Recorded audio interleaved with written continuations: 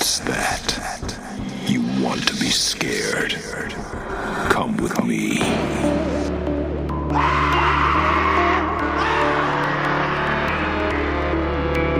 You will experience tales of horror, ghosts, and death. It is not recommended for the weak at heart.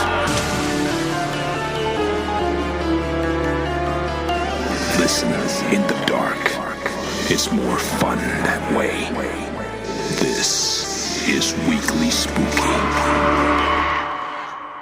Hello, friends, and welcome to another episode of our show. Every single Wednesday, we bring you chills, especially necessary when summer is so very, very warm. And this week has been no exception. It's been very warm here in scenic Dayton, Ohio, but luckily, it's always a little cooler late at night. And of course, we at Weekly Spooky exist in perpetual nighttime. I am, of course, Henrik Kuto, your host and narrator. And this week, we got a very special gem from our resident shockmeister, Shane Migliavacca. And this may be one of my favorites of his. Although I like all of his stories very much, I think my favorite of his is a story he did last Valentine's Day called Debbie, Deborah, which you should check out if you haven't heard it. It's available on the pod feed or on the YouTube, wherever you're listening to this. It's a really good one, but this one is flavored a little differently because this one is flavored towards the upcoming holiday of Father's Day, because we love holidays here at Weekly Spooky, and we want to give you a little something extra when a holiday comes about, and not just the big ones like Christmas or Thanksgiving or what have you, but all of the holidays, because for me, any excuse to celebrate is a great excuse, but sometimes you don't celebrate with cookouts and wristwatch gifts and stuff like that. Sometimes you celebrate with horror. And Father's Day is not a great holiday for me. I don't really have a father, but I don't want that to make everybody sad, because this story is about what if a father was so dedicated, so loving to their child that they would get revenge for them no matter what happens, no matter how long it's been, and no matter how long they've been dead. So let's listen to this one right now, and I'll be back at the end to jaw at you a little bit. But now, let's get the story going. Father's Day by Shane Migliavacca. This section of the path scared Matt shitless. Not that he'd admit it to anyone, especially to Greg and Jenny, his two best friends, walking a little ways in front of him. Last year there had been a stabbing. A few years before that, a man's body had been discovered face down in Pierce Creek, not that far from here. Matt didn't believe in curses or bad luck, but there was a feeling he got in his gut whenever he passed through the area. He'd rather be at home playing video games today. His parents were visiting Matt's grandfather for Father's Day, and he'd have the whole house to himself. Instead, here he was. Matt blamed Jenny, specifically her tight blue jeans and nice smile. The three of them had been friends for years. Matt was fairly certain that Jenny had a thing for Greg, but Greg was oblivious to it. But it was only a matter of time before he noticed. Matt could feel his chance with Jenny slipping away if he didn't speak up soon. He winced as the two laughed about the same joke. "So, where the hell are we going?" Matt blurted out. Greg looked back over his shoulder. "Don't have a cow, dude. We're almost there." Jenny laughed, making Matt feel a bit annoyed. He kicked a stone off the path, watching it shoot off into the grass. The three walked in silence for a few minutes, until Greg stopped them. "And here we are." He pointed towards the left side of the trail. Matt's gaze followed his friend's gesture. There, through the trees, the roof of a house could be seen, its tiled roof weathered from age and the elements. "There?" Jenny asked. "Yup," Greg said proudly. They followed him off the path, pushing through some brush to get to the house. As they emerged into the house's overgrown backyard, its ramshackle condition became more apparent. "What a dump," Jenny observed. "We're not," Greg cut her off. "Sure as shit we are." "Why?" asked Matt, wishing he'd stayed home. "Because," Greg answered as he walked up the steps to the back door. Don't you want to have some fun instead of jacking off to Saved by the Bell all day? Har, har, Matt responded. He felt a bit of anger boil through from his friend's consent prodding. He surprised himself when he flipped Greg off. I didn't think you had it in you, somebody said, clapping. Besides, I see you stroking it more to Power Rangers. They turned to see Dave Stover standing by the side of the house. A girl dressed in black stepped out from behind him. Her short brown hair was slicked straight back, and a black choker encircled her neck. What are you doing here, Stover? Matt asked. There was something about that smug, shit-eating grin that made Matt want to punch Stover's teeth in. Greg and Stover went way back. Why his friend would hang out with that ass was beyond Matt. He's the reason we're here, Greg answered. Matt sighed. Great. Stover introduced the girl. This is Ember. She's going to help us play a little game. They followed Stover into the house. The back door opened easily. The smell of stale cat urine greeted them as they stepped into a bare kitchen. Jenny whispered in Matt's ear, Ember? That's bullshit. Her name's Tracy Hollis. She's in my English lit class. The two softly chuckled. Stover took them down a musty hallway. The plaster walls were chipped and marked with graffiti, chunks of broken plaster crunched underfoot. Matt wondered who'd lived here. There was nothing left to mark their time here. The hall opened up in a large room. At the room's center was a large circle of candles. Strange symbols were written on the floor within the circle. Matt felt strangely uneasy as he entered the room. He didn't believe in magic, but it didn't mean you went messing around with the shit. What the hell? Matt said. I don't think we should fuck around with this stupid shit. Relax, man, Greg reassured his friend. Wait till you hear the story. Let's find out first, Jenny added. I want to find out what's up. Damn it. Matt didn't want to walk out with Jenny staying behind, partly because he'd look like a wimp, and partly because he worried about her. Then, let's get on with it, Matt grumbled. What have we got to do? Ember sat them around the circle, all holding hands, with him and Stover on either side of Ember. Matt felt a little nervous and shy taking the girl's pale hand. She smelled like sage and her lips were black as midnight. Staring into her eyes for a second, he forgot about Jenny. Stover cleared his throat before starting. Man got home from the war and bought this house for him and his pregnant wife. They wanted to start a future here. Greg interrupted. Which war? What? Stover stammered. Which war? Stover's brow furrowed. That one, a long time ago in the 70s. Korea? Jenny asked. No, not that one from Rambo. Nam. Wasn't that in the 80s? Greg said, unsure. Frustrated, Stover grumbled. Does it fucking matter? Well, context, Greg said. Helps set the scene better, man. It was the fucking 70s, okay? Can I get on with the story? Nobody said anything. So the dude and his wife bought this house. A couple years later, they have a daughter. The three have a happy life for a bunch of years. Then the mom gets sick and dies. Aw, that blows, Jenny said. Stover ignored her, continuing on with the story. The father was left to raise the girl by himself, and he did the best he could, got a second job and shit. Stover leaned forward. Then one day, the father came home, worn out from a tough day. The daughter, 15 at the time, told him to take a nap in his favorite chair. Stover smiled. Right over there, indicating a corner of the room. She wanted to surprise him, make him some dinner, so she decided to walk to the convenience store down the path. What? Greg asked.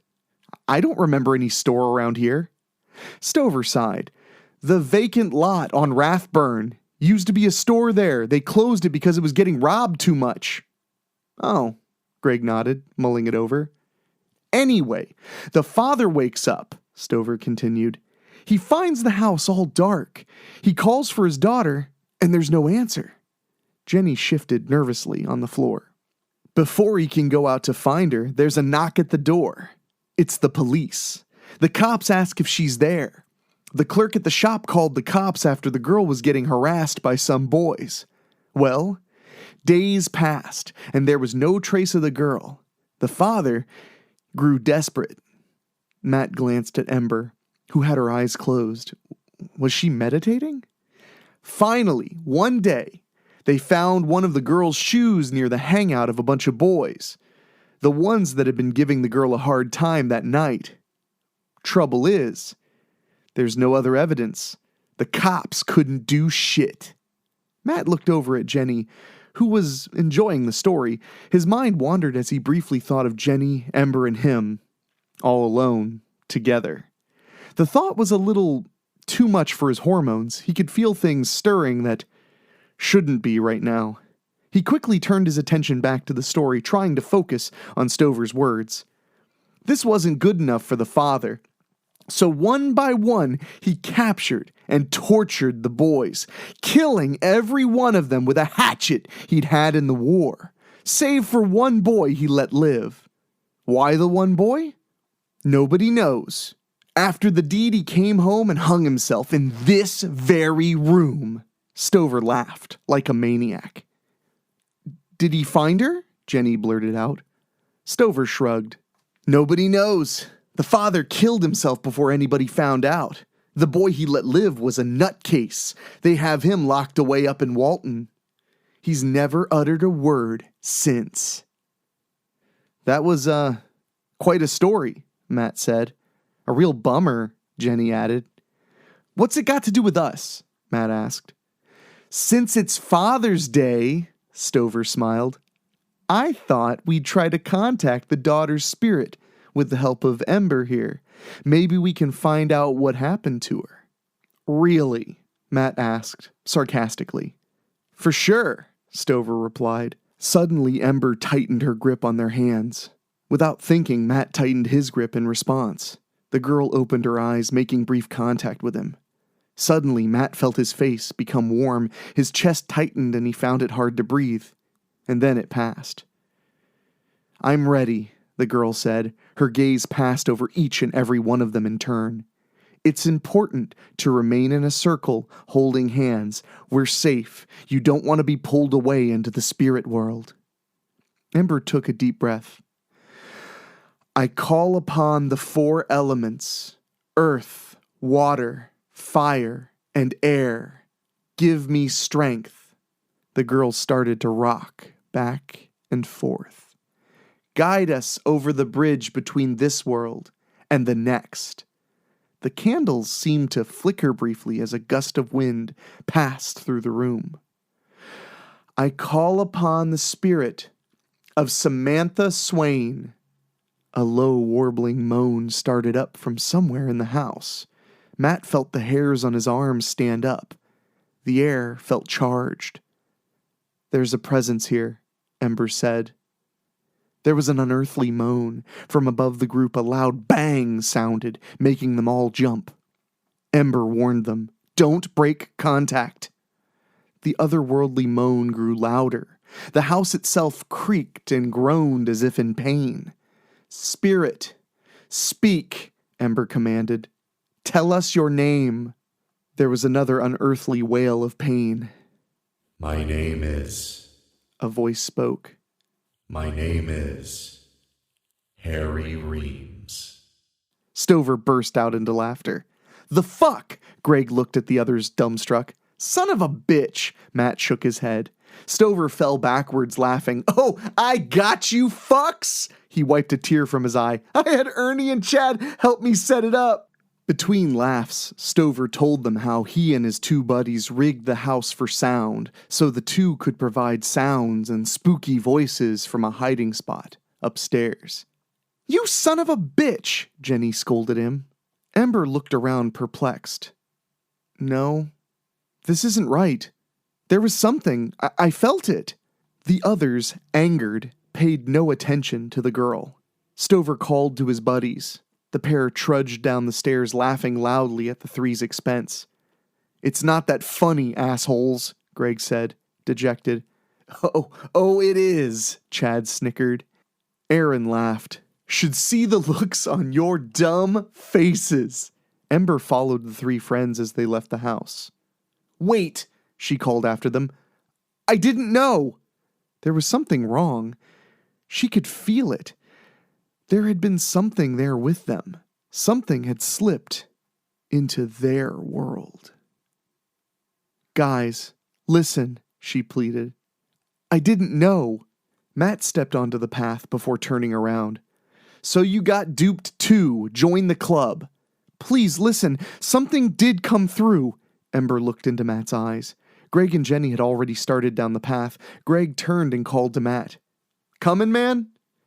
I've had enough spooky shit for today. I didn't even want to be here. Matt turned and walked towards his friends. Shit, Ember whispered to herself. Feeling somebody watching her, she turned towards the house. Standing next to the house was a dark figure. Was that Stover? Or one of his pals? Feeling fear creeping up her spine, Ember turned and hurried down the opposite direction of the path. Matt woke in a chair, his eyes blurry. When he tried to move, he realized he was being held in place by duct tape. As his vision focused, he could make out a bare bulb hanging from the ceiling. It swung back and forth, stopping from time to time in mid-swing. Just hanging there. The room appeared to be a basement. Somewhere in the darkness, water dripped, hitting the floor in a steady rhythm. He'd fallen asleep on the couch, watching TV. So how the hell had he gotten here?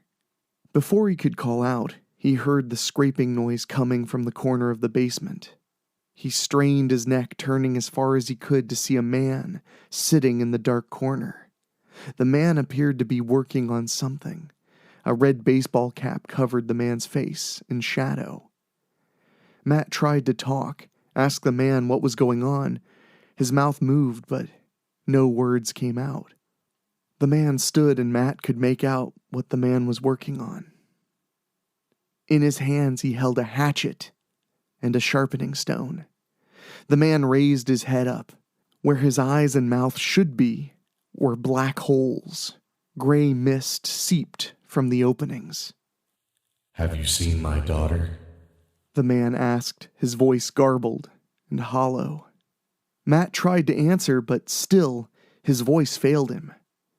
The man spoke again. Have you seen my daughter? He took one of Matt's hands, prying his fingers free from the arm of the chair. He brought down the hatchet on outstretched fingers and lopped them off. Matt sat up, a scream on his lips. He was on the couch, back at home. Outside, it was dark. His parents should be home soon, which was fine by him. That dream had been too freaky. That man with the hatchet. Was that the guy from Stover's story? Feeling suddenly vulnerable, Matt locked the front door. God, he hoped his parents got home soon. Ember sat in her room. She'd been quiet since getting home. She wanted to tell her folks how scared she was, what she feared had happened, but they wouldn't understand. After supper, she'd gone straight to her room. Ember sat on her bed, hoping she was wrong, and preparing to be right. She ripped sheets of blank paper from a notebook. Pricking her thumb with a pin, she wrote runic symbols on the paper strips. Vael, Drak, Tienen, she repeated, putting a strip up in each corner of her room. Taking a glass jar from her desk, Ember made a circle of salt around her bed, making sure not to break the line when she stepped over it. Sitting cross-legged on her bed, the girl waited. The clock struck 1 a.m. A blue shimmering on the edge of her room woke the girl. A dark figure stood in the corner, pushing against the barrier she had created.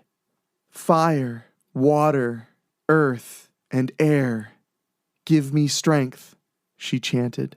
The spirit strained the barrier as it tried to force its way through. She could make out its features, black slit eyes on a head covered by a red baseball cap. a hatchet clutched in one of the spirit's hands. Ember continued chanting, till finally, 45 minutes later, the entity left, just as sudden as it had come. Exhausted, Ember fell back on her bed and slept till morning. She'd never been more relieved to see her parents than when she went down for breakfast. The spirit had only come for her last night, for she was the only one that could send it back. At school, something felt off. She looked for the others, but they weren't there. After chemistry, Ember overheard the cheerleaders, Becky, Carly, and Tony Lynn, talking near the stairs. "I heard he never got home last night." "Yeah, his parents are wicked freaked." Working up the courage, Ember approached the two girls. "Who?" she stammered. Becky's eyes narrowed. "What do you want, Freakzilla?" "Who didn't show up?" "What's it to you, Morticia?" Tony smirked. A little angry now, Ember spat out the question. "Who fucking didn't show up?" The girls looked at her a little shocked before answering. "Stover, okay? Take it easy, bitch." Ember walked away without another word. She ditched the rest of her classes for the day. She had to find the other three, to save them from it. Why had she done it? To be popular? Accepted?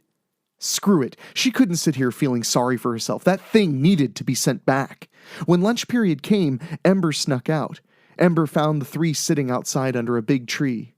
Did they know? Had they heard about Stover? Out of breath, she walked towards them. Greg was the first to notice her. "Here comes your girlfriend," he said to Matt. "Please, guys, I need your help." Jenny took a bite of her sandwich. "We're not interested," she said dismissively. "Did you hear about Stover?" Greg shrugged. "He didn't show up today. He's always skipping." "He never got home," Ember exclaimed. "It got him. The entity we summoned. The spirit of that girl's father." Greg laughed. "Bullshit. No, it's not. Last night it came for me. I saw its black eyes." Ember almost sobbed. Matt had sat silent as Ember had talked, but he finally spoke up. "Did you say black eyes?" Nervous and a little embarrassed, Matt told them his dream, how real it had felt, and how the description matched with what Ember had seen in her room. "I think you two are both high," Greg joked. "Been hitting the glue? It'll come for us, one by one, because our energy called it and we can send it back. Why do you think Stover is missing?" "I told you, he's just goofing off," Greg said. "I don't know," Jenny said. "Millie said she saw a couple of cops talking to the principal when she passed the office this morning." "I'm not saying I believe in this magic shit," Matt said. "But if it's true, what do we do? We have to go back to the house tonight and send it back." Ember waited by the basketball court on Madison Street, just a little ways from the entrance of the path. She was scared. It was getting dark and that thing could show up at any time. Where the hell were they? Then she heard a familiar voice bitching and moaning and saw them coming down the street. "Why do we all have to go?" Greg asked. Ember and Matt's eyes met, and they shared a little smile. "Well, we're here," Matt said. "Now what?" "We've got to get to the house. There's not much time." They made their way to the house with Greg bitching most of the way and Jenny needling him. Matt nervously looked around. He looked scared to Ember. Good. He'd be on his toes. She'd sensed something about Matt during the summoning. He didn't believe in magic, but still had a healthy respect for it. That energy would be vital for sending it back. His negative charge and her positive should repel the thing. Reaching the house, they flicked on a pair of flashlights. Ember felt relieved when she saw the runic symbols were still on the floor, where she'd drawn them. Taking the same glass jar from her bag, Ember created a circle of salt around the symbols, big enough so they could sit inside it and be protected. Matt and Jenny lit candles, placing one in front of each of them. They all held hands again as they sat there. Ember started to chant, calling upon the elements to aid them. "Fire, water, earth, and air, give us strength. A low rumbling began somewhere in the bowels of the house. The candles flickered as a cold wind blew through the room. A door slammed open and closed in another room, followed by heavy, deliberate footfalls as something approached them. Ember looked at the others. "Don't break the circle, no matter what." She rocked back and forth, feeling the energy of the others flowing through her. "Vail, Drak, Tienen, send this malignant being back to the Netherrealm from which it came." Jenny screamed, almost bolting from where she sat. Matt and Greg had to keep hold of her. The badly mutilated body of Stover stood in the door frame. The corpse stumbled towards them. "Stay calm," Elmer advised them. "It can't hurt us. The spirit is trying to scare us." Stover's corpse stopped, inches from the circle, its dead eyes fixed on them. "Mission fucking accomplished," Greg said. Get out of this house. An unnatural voice commanded from Stover's dead lips. The walls of the room cracked and blistered as a blinding white light emanated from within them. Ember could feel she was losing them to the spectacle going on around them. "Focus your thoughts," Ember warned them. "Close your eyes, pay it no heed, imagine pushing it away in your mind's eye." Ember closed her eyes, imagining their energy flowing from them like tendrils, striking the malignant evil they'd brought into the world. The floor seemed to fall away. Stopping suddenly, Ember felt the wind expelled from her lungs. "Holy shit!" Matt gasped. Her eyes flung open, Ember gaped in awe at what she saw. A blue vortex had formed above them. She opened them just in time to see Stover's body pulled into the maw above. The house started to rock as bits of it were pulled into the spinning mass of energy. The floorboards beneath them creaked as the boards strained from the pull of the vortex. "Let's get the fuck out of here," Greg hollered. Ember had to agree as the house fell apart around them. The four held hands, forming a chain with Greg in the lead. They inched their way along the hallway. The pull lessened the further they got away from it. When they reached the foyer, they ran from the house, screaming their heads off, not stopping till they reached the path.